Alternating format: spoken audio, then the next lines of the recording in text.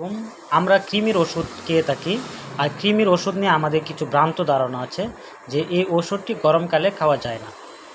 এই ভ্রান্ত ধারণা থেকে আমাদের সরে আসতে হবে। আমাদের নির্দিষ্ট ডোজে আমরা 3 মাস পর পর অন্তর আমরা অবশ্যই কৃমির ওষুধ আমাদের প্রত্যেকের খেতে হবে এবং এটা খাওয়ার প্রয়োজন।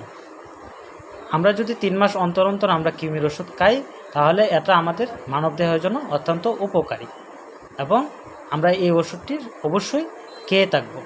কিন্তু যারা আমরা বলে থাকি যে গরমকালে এই ওষুধটি গরমের মাঝে খাওয়া যায় না, এই ধারণাটি আপনাদের ভুল। এরকম কোনো নিয়ম নীতি নেই। অবশ্যই আপনি কৃমির ওষুধ খেতে পারবেন এবং কৃমির ওষুধ খাওয়ার কিছু নিয়ম আছে, সেই নিয়মগুলো আপনার অবশ্যই মানতে হবে। আমরা অনেক সময় কৃমির ওষুধ রাত্রে খেয়ে থাকি। আসলে এই কাজটা কখনোই করা যাবে না। কৃমির ওষুধ সকালে এবং খালি পেটে খেতে হবে। তার বিশেষ কিছু কারণ আছে।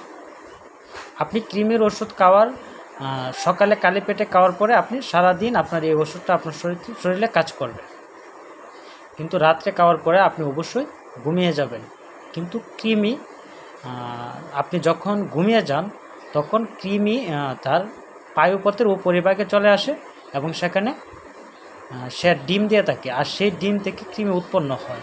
আপনি যদি রাত্রে ওষুধ খান তাহলে এই ক্ষেত্রে কৃমি ডিম দেওয়া যাবে পায়ুপথের উপরে, সেটা আপনার কৃমি কখনো মুক্ত হবেন না। এই জন্য আপনি সকাল দিকে আপনি খালি পেটে কৃমির ওষুধ খাবেন, সারাদিন কাজ করবে, আর এই পায়ুপথের উপরে ডিম দেওয়ার কোনো সুযোগ পাবে না। অবশ্যই আমরা খালি পেটে কৃমির ওষুধ খাবো। ধন্যবাদ সকলকে। আসসালামু আলাইকুম।